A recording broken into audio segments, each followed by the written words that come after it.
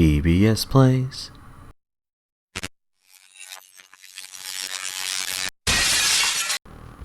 Hey, howdy folks, welcome back to DBS Plays, however you say it, and welcome back to Sonic Advance 2, where we are going to be using, yes, as we get started, Tails notices us and is ready to go. But first, he has to do his nose. Why was that such a big thing and why is this such a big thing in Japan to have like the big nose drops? Isn't that kind of disgusting? And again, they really promote poo over there as like a thing. So I don't know. Well, there's a lot of promotion of poo here too. The world's just kind of lost, so we're just kind of getting through it until. Anyway, so Sonic Advance 2 with Tails is like the, I guess you could say it's the second to easiest mode. Like if you wanted to say, let's see, I guess Cream would be like beginner mode, Tails is like easy mode, Sonic is normal mode, and Knuckles is also normal mode. I don't know. Well, he went backwards there, but alright. Anyway. So, yeah. So as we play as Tails, we kind of just fly around. Well, I'm just running right now, but as I've grown older, like I like the running and stuff in Sonic games. Like, you know what I mean? Like, obviously I liked it before. I didn't get into Sonic for nothing, but you know. No, it's just always been appealing to me, but like, as a beginner of Sonic, you know, you just kind of just platform around, you just kind of find where you can go, it's the easiest route. But, you know, as you get more experience, you might want to explore, or you might want to try to find the faster routes and all that stuff.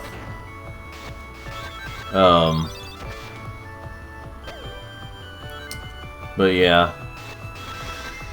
So what subject should I talk about today and possibly complain about something? I guess I'll think about it over time. Let's see here. It's another video where I'm not really sure when I'm going to be releasing it. I could be releasing it today, or I could release it the next day, or any other day. So, let's see here. So my, so I think,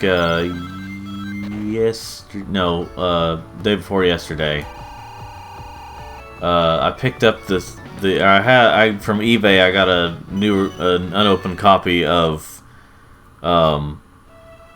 Duckman, like the entire series of Duckman, if you all know about that. Duckman is in many ways felt very ahead of its time, for those who don't know what it is. I didn't really know what it was. At first when I saw it, I thought it was a kid's show, because I think I saw it on a video that like had it with other like kids shows that had like adult jokes. But then like I look up more and I was like, oh, it's not a kid's show, it's actually an adult show. And in many ways it felt very ahead of its time with the humor. And it was made by the same company, or at least the same people who who drew for like the original Rugrats and stuff, and Wild Thornberrys and all those kid shows. But it was like 93 or 94 or something is when they released is when the Duckman came out, and then it ended in like 97 or something like that. It ended on a cliffhanger, but I read somewhere where that might have been a little more on like a, you know, the creator being cheeky and just doing that on purpose. I can't remember for sure if that was the case. I thought I read somewhere where it was just like the creator did that on purpose, ended it on a cliffhanger.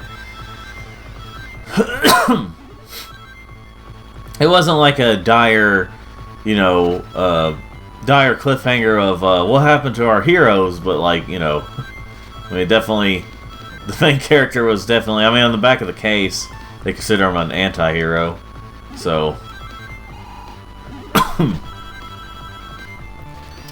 but yeah, look it up for those who don't know about it. I got it on DVD the other day. I've been wanting to do that for a while, and I was going to go on Amazon and get it. I was like, you know, it's finally time to get it. I'll go on Amazon and it's not there. At least not a new copy. I did, you know, I don't think I've ever actually gotten a used thing on Amazon before. It's always been newer stuff. A lot of my online shopping for used stuff was usually eBay. Which, by the way, eBay, that is not a I would not recommend using it as a primary source of like getting things when you sell things, or getting money while selling things, because while you can make some good money on there, it does take, you know, you do have to wait. Because I've sold quite a few things on there before, but I just kind of quit after a while because I was just like, okay, this is... One thing is that, again, you have to, like, wait for someone to actually buy your product. Okay. You have to actually wait for someone to purchase your product. That can take a while. I mean, it could take, like, a couple of days after posting it, or it could take many days. It could take years. Maybe a year or so. I don't know. It depends on how you do things on there. Well, another problem is that, like, I don't know. There's just many problems with it. I think a lot of people used it back in the day because it was, like, one of the biggest ways to do that, or one of the best ways to do it back in the day, at least. But, there's some fees, like, after selling stuff, like, they take a little bit of it, and then at the end, and then, like, next month you get a certain, like, bill or like, a fee or something that you have to pay. So, like, you better hope that what you're selling costs a lot, or you know, what you're selling sells for a lot, because then you're gonna be... To me, okay, here's eBay to me.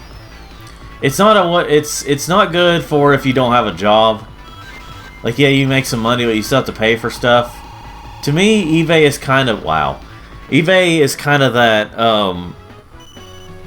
that thing where you already have a job, you're just trying to get rid of something and make a little bit of money while doing it, while getting rid of something. Which, I mean, there's used media stores for that too, but I mean, in terms of online, that's kind of what eBay is to me. Like, if you already have a job, you're just trying to get rid of something, and maybe make a little money on the side while doing so.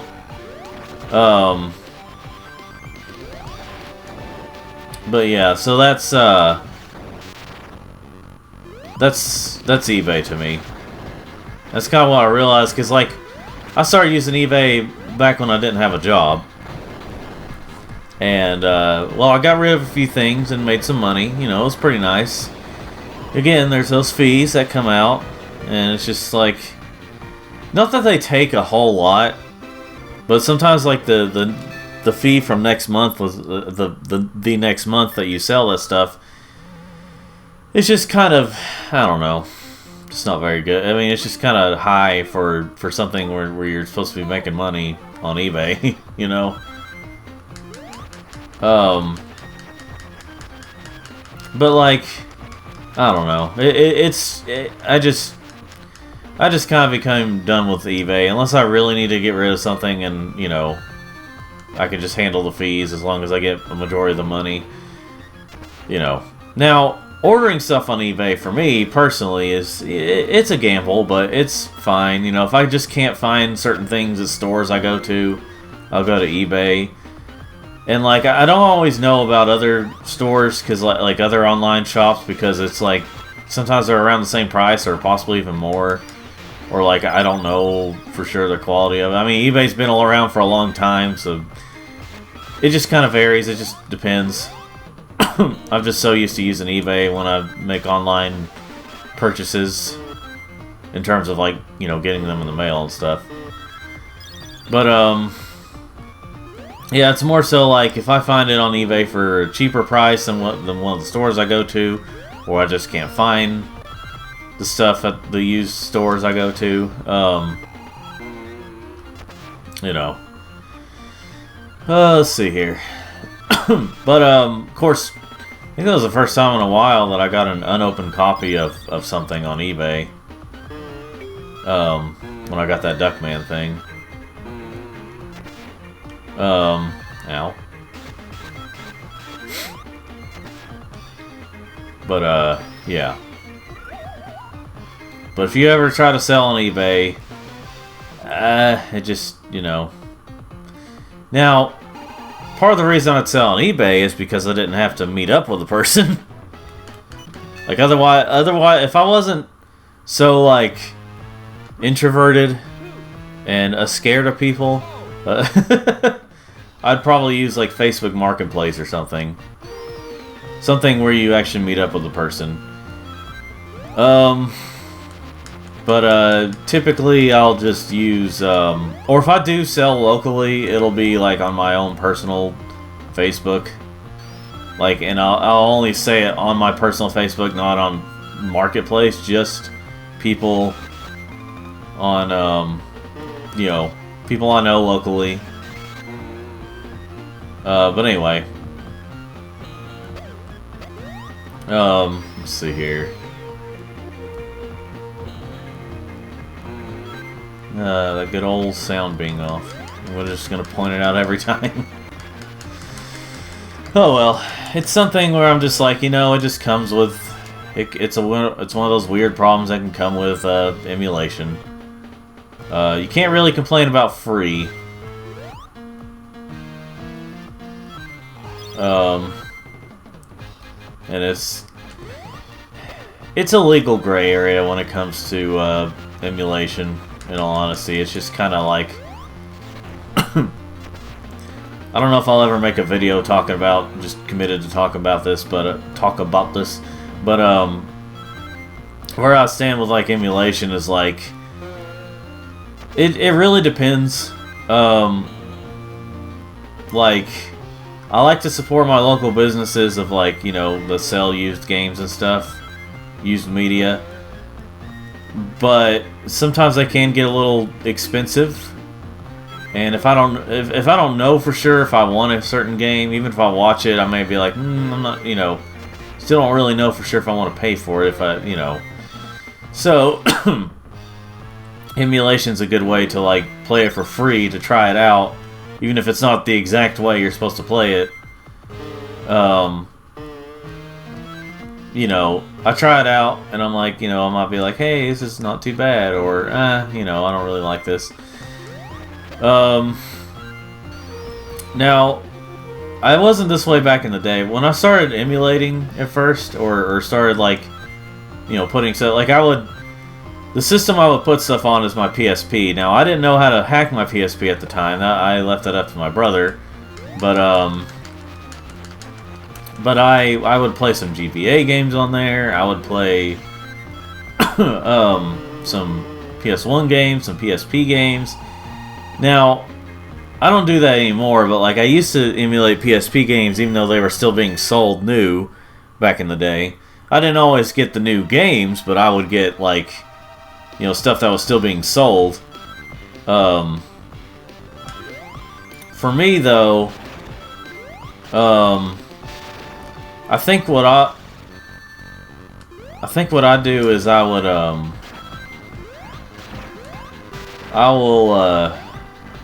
ow. I think for me, I'd probably I'm alright these days. Sorry, I'm trying to concentrate on the boss here. And no, I can't fly up to him because you're constantly running, and when Tails flies, he's slower than when he runs, so he goes back, or at least that's how it counts it anyway. But anyway, where I stand with emulation is I'm okay with it as long as the things are not being sold currently, like new. As long as like the physical stuff is not being sold new.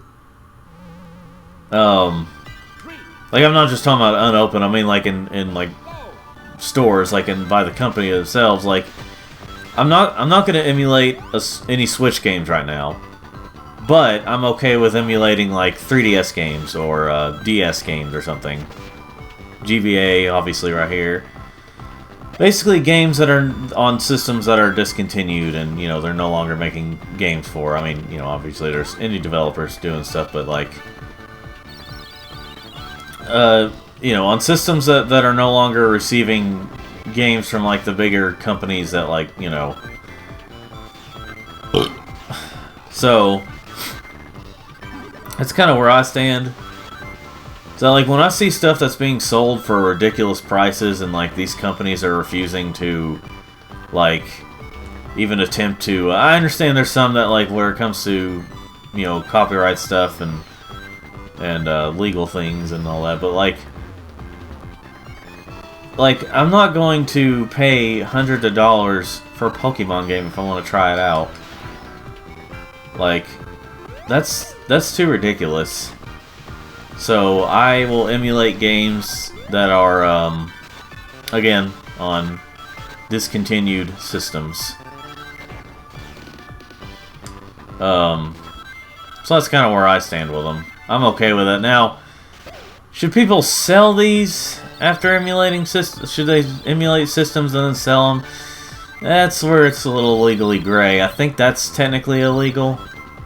But, like, you can sell emulation devices as long as the games are not on there. Though, normally, the emulated devices that are official, that are not official, you know, those are usually technically illegal. But, I don't know. I guess it's not really affected here as much in North America. Or at least here in the United States. So... that's where I would say, yeah, it's a little, you know. But yeah, it just depends. Like the, that's kind of where I personally stand, is that I'm not going to emulate, as of right now, I'm not going to be emulating any, Switch games. Because Switch is still selling. But after they stop making Switch games and the Switch is discontinued and everything like that, that's when I may consider it. You know, assuming I still can by the time that happens.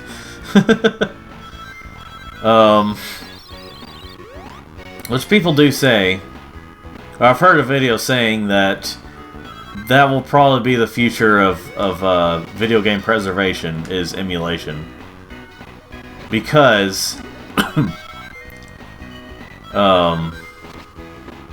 because physical games, while they do last a whole lot longer, and I do agree that like it is better to get physical games than digital games in terms of, you know, preserving stuff and, you know. So what I do is I will it all depends nowadays when it comes to newer games what I get physically. But yeah, I'll generally try to get physical games. It also depends on price. But like some physical games are just like on newer systems, like the physical versions are usually cheaper when they're used, obviously.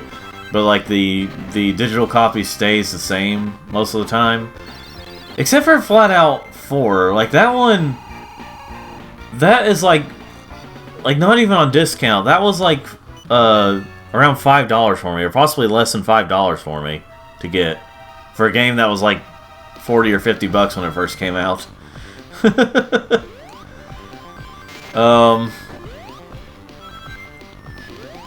I'm assuming it's because people didn't really like it all that much, but anyway. you know, you got these cases where, like, now if I see a newer game that's on sale digitally, and it's a game that, like, takes up a lot of room anyway, or takes up a lot of room even if you get the physical copy, I'll be like, you know.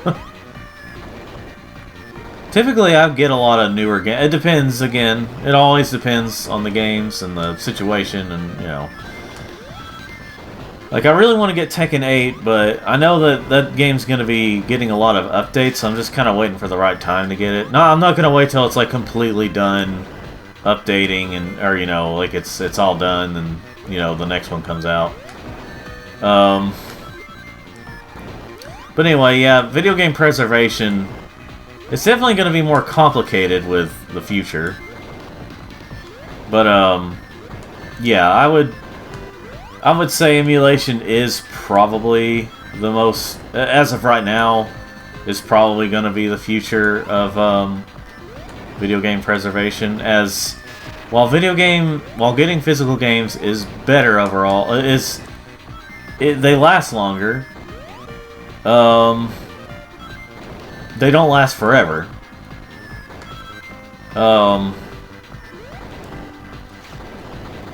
And they also still cost money. But yeah, so I would say emulate on. I would say emulation because it's free. It's around for as long as the websites can stay around, as the emulation websites can stay around. And, you know, all that jazz. And I'd say people could, like, make reproduction cartridges. Like, people have made reproduction cartridges. There's something to those that make them less valuable. I mean, partially because they're reproduction, but also, like, I've heard that, like, they use some sort of, like, save battery that, like, you know, you know, a save battery can die at one point and your saves don't save. But that's why if you see reproduction cartridges of, like, Pokemon games on GBA, they're usually a lot cheaper, and I think they might use that. I don't know, or they don't work as well. I can't remember what all it is, but those are cheaper alternatives for if you just want to play the game.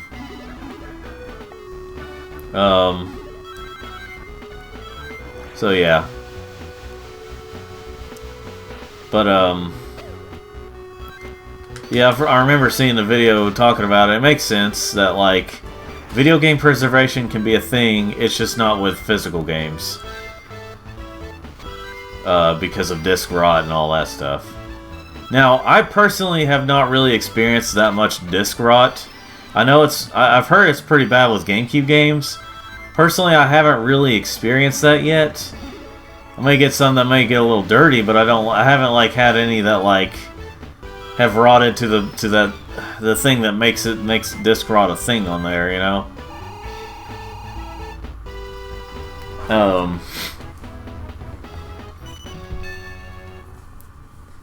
But yeah, so so yeah, video game. I'll go up there. See if I can go up there. I don't think I can because it's a bit too high up. They were like, yeah, people are gonna use Tails. Okay. Do do do do do. Do do do do do do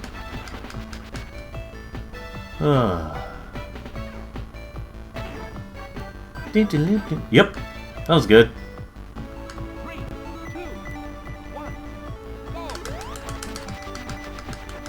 Do do do do do do do do do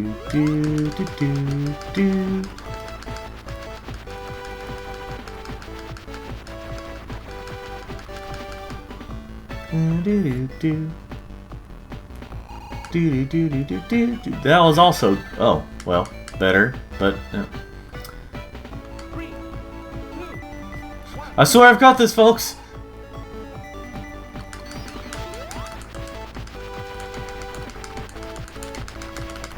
Okay.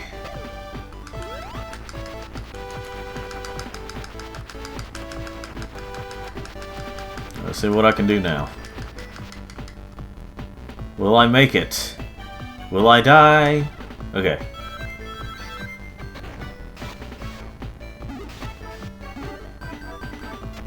Whee!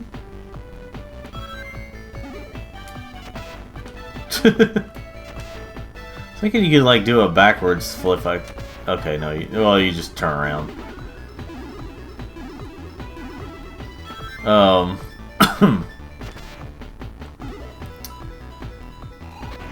Let's see.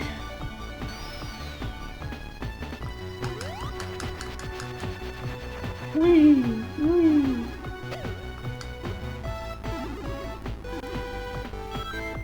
All right.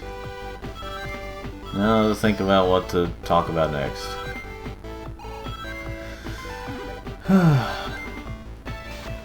So I'd say, let's see. Here's the problem with emulating. Going back to emulation.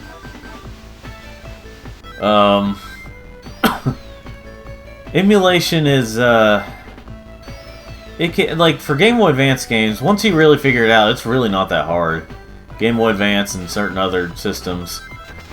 And I was surprised I was able to hack the Wii pretty easily. Like, it still took a bit of a process, and I still had to watch a video on how to do it, but, like, it wasn't something I just couldn't figure out, because sometimes even if I watch a tutorial, I'll get something wrong on certain things, but it wasn't that bad here.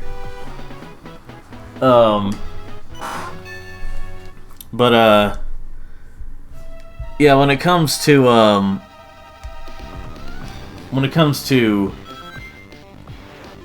emulation on, like,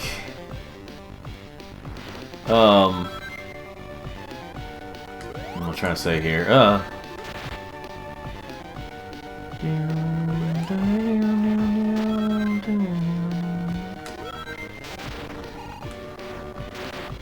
Let's see here. Yeah, that still hurts you, even though it looks like something that couldn't harm you all that much. Alright. Ow. But yeah, some things are a bit hard. Like, I used to know how to do PS1 game emulation for like the PSP, but like, I don't know, it gets a little complicated sometimes. Ow.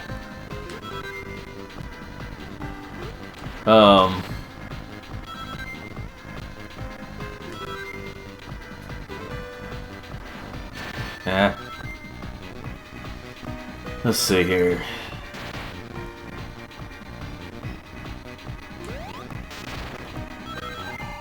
And the problem is, like, people are like, oh yeah, emulate this, it's perfect, and then, like, the games don't run as well. That's another thing, is that, like, that's one of the catches of, like, emulation. Not every game is gonna run well. Then again, so I mean, Sony and Nintendo and Microsoft have released games, emulated games that, like, don't run as well. So, you know, but, like, it all depends. Now, I've heard someone say that, like, the emulation of PS1 games on PS5 are like getting them on PS4 and 5, as they've been releasing them more recently. They say it's like, oh, it's awful, it's terrible looking, and in all honesty, no, it's not. It's not that bad. It's different, but it's not that bad. Maybe some games don't look as well with it, with like these updated graphics that they have, or like these smooth. They kind of smooth the graphics over, I guess you could say, the graininess. But it doesn't look all that. I mean, some games even look better with it, but like, I mean, some games just don't look that bad. It's just, but I like to play them on PS5, and you know, I'm assuming it'd be the same with PS4 versions. But like, I like playing them on PS5 because you can use the rewind feature, which is almost like a save state but better. Which I do like that some games have been doing that recently, where they can rewind, or like, you know, kind of rewind certain areas. And one thing I'll give Sony right now is that whenever they release their classic catalog, you actually get to buy the games. You actually get to purchase them on their own and keep them for as long as you have your account. It's not an online thing. It's not a thing where you have to, like, subscribe. Like, it's an option to subscribe and play those games. That's what I like, is the option to do that. Not make it the requirement, the option.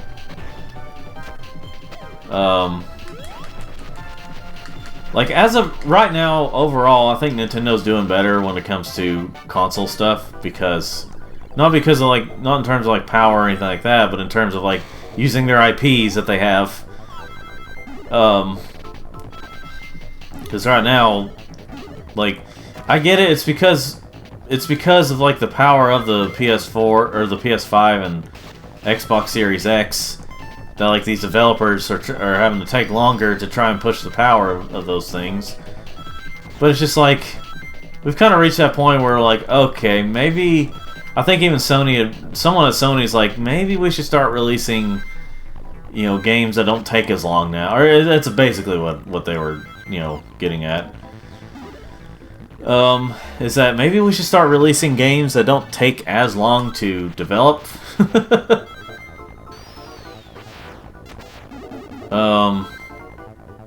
And whereas Nintendo, they're actually using their IPs, and it's not just because their system isn't as powerful, it's because it feels like they're actually trying to use their IPs to make games. Not all of them, but still.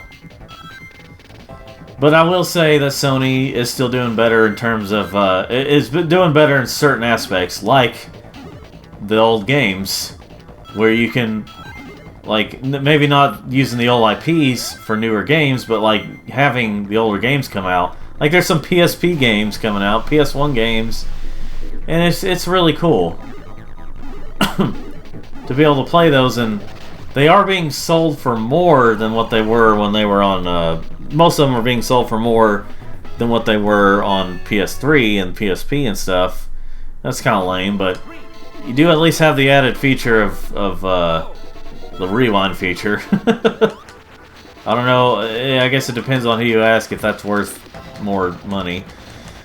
But hey, if you did already have it on your account, if you did already have those games on your account, you can download them for free. Again, that's something that, like, Nintendo really didn't do all that much, if at all, was have discounts for if you've already had something on your account. Like, if you have a Wii U game that's also on 3DS, you had to buy them separately. Or, like, if you get a classic game on 3DS, that doesn't carry over to your Wii U thing. Whereas with, like, Vita and PS3 and all that, and PS4, if you have it on your account, if you have it on one, you have it on all. Like, Shovel Knight. When I got that on PlayStation, I have it on PS3, PS4, and Vita, like, all in one purchase. Like, I got a purchase on one, and I got them on all. So, and it has a cross-save. That's something Sony's been good about. That if you buy something on one system, it usually, not in every case, but it usually carries over to, you know. Now, you have some developers that are like, okay, like with Spider-Man 2018, if you have the PS4 version and you get a PS5, if you pay $10, as long as you have the PS4 game in there, you have the PS5 version, or you can play the PS5 version. It's not running off the disc, you have to download it, but then you have some games that, like, if you get the PS4 version, it comes with the PS5 version. If you play it on PS5. Like, whenever I got Stray on, I couldn't find the PS4 or PS5 copy, so I got it on PS4, but it came with a, you know, as long as I have that disc, it comes with a download code for, it came with a download code for, Stray on PS5. So that was neat.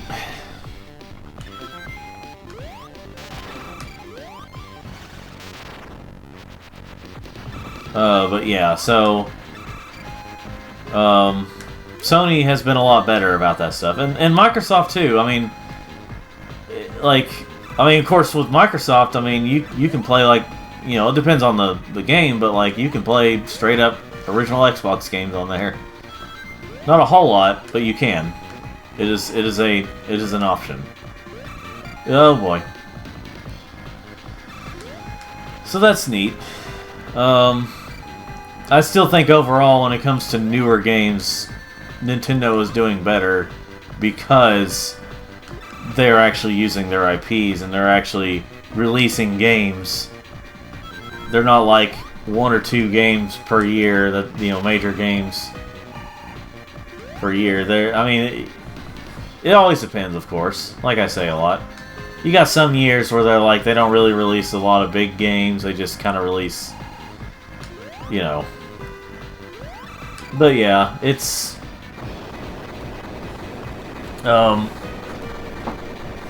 funny because, like, you know, a lot of people were mentioning, which I've mentioned it before too, that it seems like we're probably headed for another crash. Another crash of, you know, video game crash. But it won't be as catastrophic as it was. Well, not that it was completely catastrophic in 1983, but, like, the video game crash in 1983 was saved by Nintendo. And it seems like Nintendo is also going to save video games and this time around too. As I mean, I've mentioned all this before, but yeah.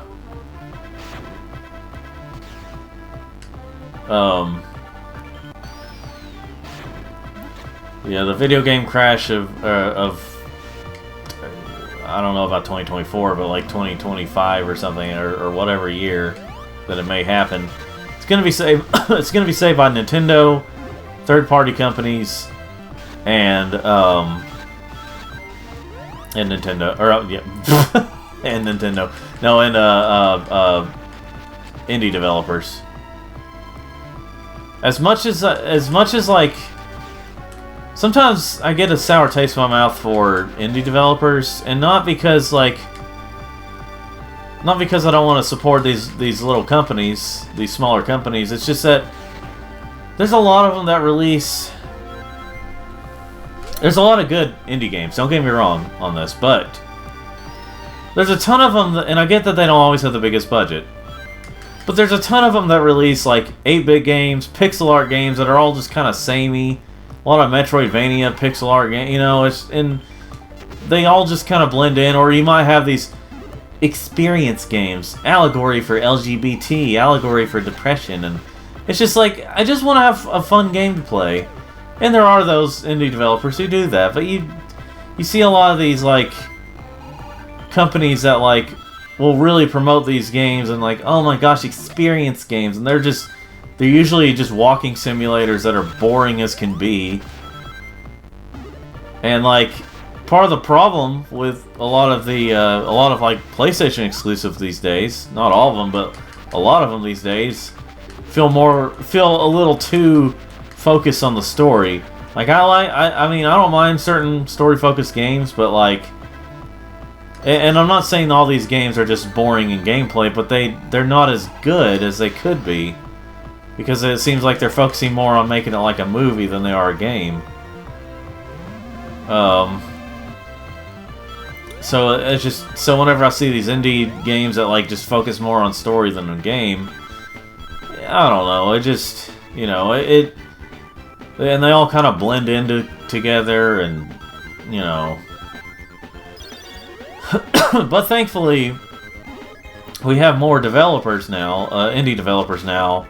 Because, like, I imagine a lot of the indie developers that were making all these 8-bit games and all these 8-bit pixel art blah blah games were probably, like, they probably grew up with that stuff. Dang it. They probably grew up with, like, 8-bit games and pixel art games. So they were like working on their own vision of those games. That's fine, but like, there's just so many of them. And but nowadays we've got people who grew up with like what I grew up with, which is like PS1, PS2 era games, platformer collectathons and all that stuff. You know, 3D ones. So So I do like seeing that. I do like seeing the fact that what am I trying to say here? Okay. I do like seeing, like more 3D retro inspired games. Like I've been playing Cavern of Dreams recently, and that's a really fun game. Cause whenever I have it on Steam and Switch. I got it on Steam first, but that's a really fun game because it feels like what it was advertised as, a mix between Banjo-Kazooie and Spyro. And I definitely see that. I definitely feel that in the game. It's not a perfect game, but it's really fun. And that's what I like to see. And as maybe me growing up on that stuff probably helps, but I mean, I think in general, I've mentioned this before. Also, like I prefer 3D games overall to 2D games. It all depends on the game, but usually I'll prefer. Let's say about 60% of the time I prefer 3D games and 40% of the time 2D games. So it's, not that far apart. You dick. Anyway. Pardon my language.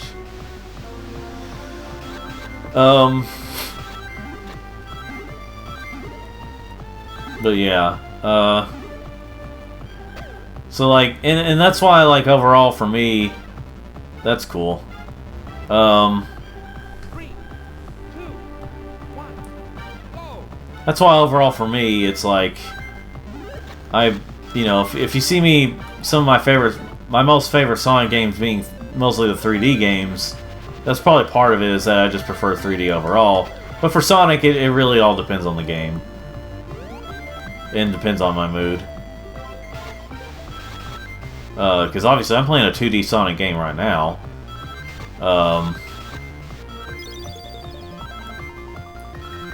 Because like I feel like these games are like a mix between the 3D games and the 2D games. Kind of borrowing elements from both. So it was a really good, portable thing, having portable Sonic when obviously they couldn't have 3D at the time. Why? Anyway, this is stupid. I just complimented you, game. Come on now.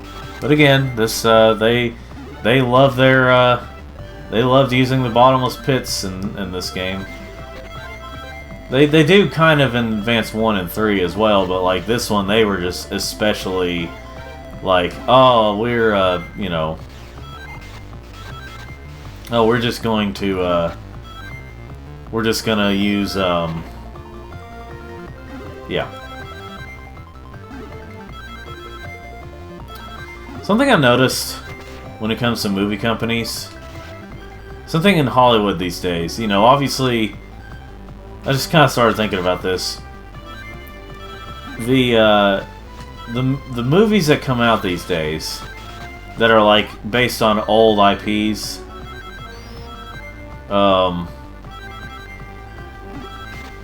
something I notice is that, if I can think how to say this correctly, it seems like whenever they release a new one these days, they release a new movie that's like either a reboot or a return to, or like some kind of sequel that really pays homage to that really tries to honor the original stuff. Okay, you got a reboot like that. Reboot, sequel, something.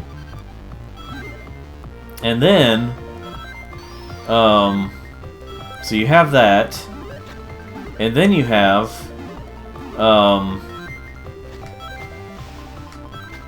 so, and then it kind of varies But there's been a lot where it's like, you know, maybe it's not as good as the original, but I like it. It's fine. It's a good movie. I like the you know, callbacks to these things, to the original stuff. And then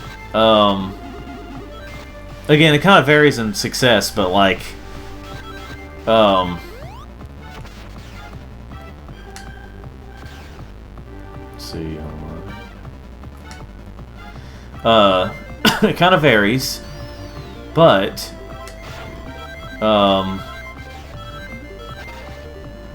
generally the reboot does fine. It's cool. It's like they had a good idea. It's like they had a good idea, and then they just take it in a really bad direction. Afterwards, or they take it. It just kind of goes downhill from there on. Where either the sequel or the sequels or the threequel is just the worst, or just really bad. We're like, you know, Star Wars. Like, Star Wars episodes... I can't... I'd be lying if I said I didn't enjoy Star Wars Episode 7.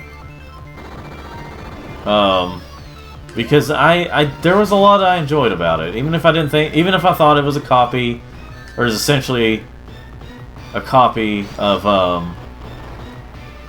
even if I thought it was essentially a copy of Episode 4... I thought it was an enjoyable movie. I think a lot of people can agree on this. Like, it was an enjoyable movie. It was fine. Wasn't the best. At the time, people were saying, "Oh, it's better than the prequels," and then well, this is another thing that people kind of do. Once the sequel or sequels come out to the reboot, that's when people are like, you know, actually that reboot wasn't as good as I remembered. Yeah, you know. But like with Episode 7 of Star Wars, it's like, okay, you know, this could go in a good way. This could go in a good direction. And then it just went downhill from there. Now, there were some parts I enjoyed. I'd be lying if I said I didn't enjoy Episode 8 at all. But I thought there was a lot of boring moments. A lot of, you know, just moments that just weren't good. I may have enjoyed some things, but overall I thought it was a movie. Episode 9 I thought was alright. Wasn't as good as 7, but it was better than 8, is how I saw it.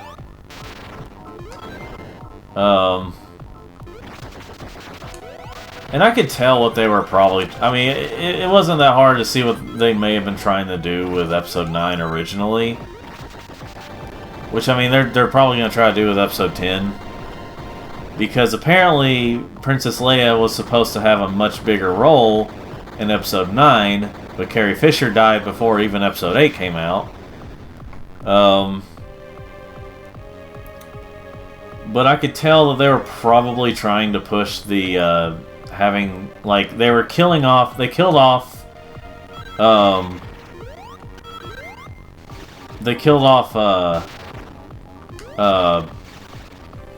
Han Solo in Episode 7. Spoilers. I mean, it's been out for a few years now. I think a lot of people know by now. And a lot of people don't like the sequel trilogy, so it's, you know, it's whatever.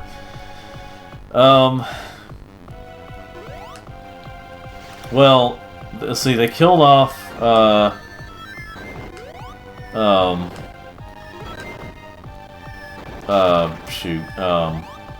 Solo in Episode 7. Luke Skywalker dies in Episode 8.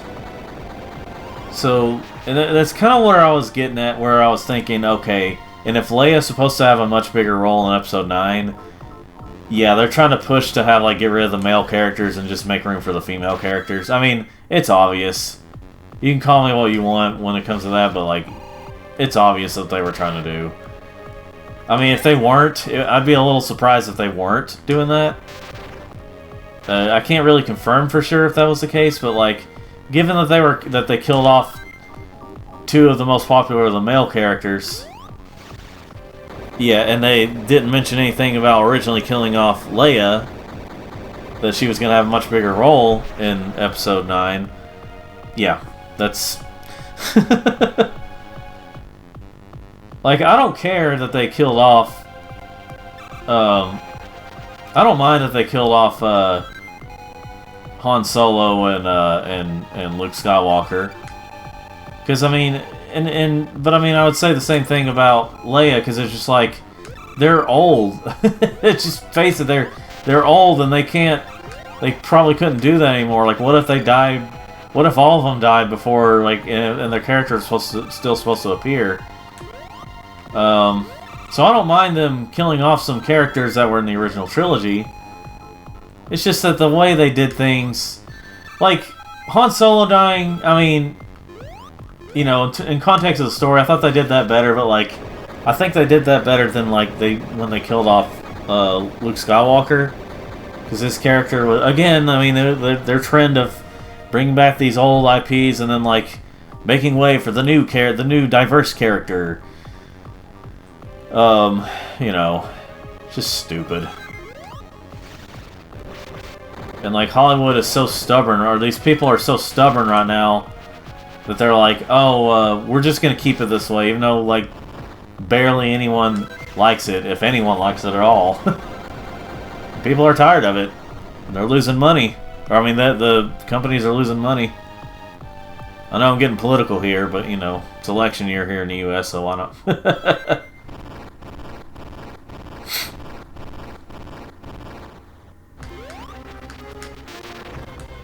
The problem... Okay, see... In a way, this fight actually goes faster with Tails, because you can just do this the entire time. Almost the entire time. If you do it right. There we go. And that was it.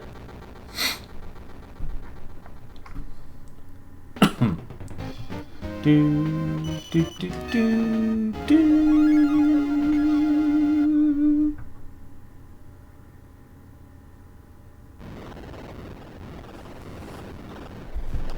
Let's see here, who messaged me?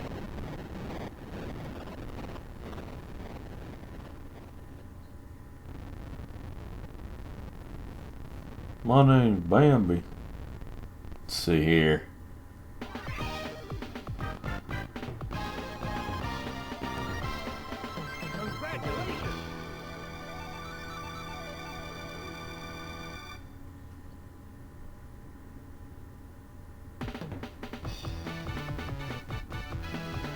Alright, skip the credits.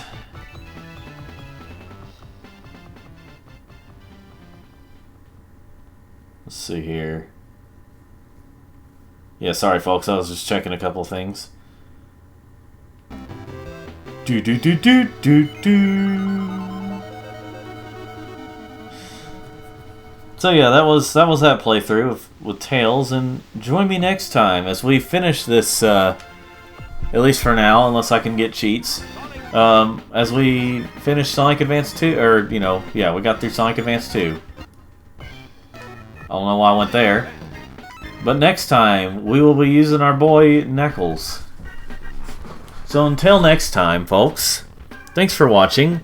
Like this video if you liked it. Subscribe for more like this or any other types of videos that I make. And thanks for watching, and have a good day or night.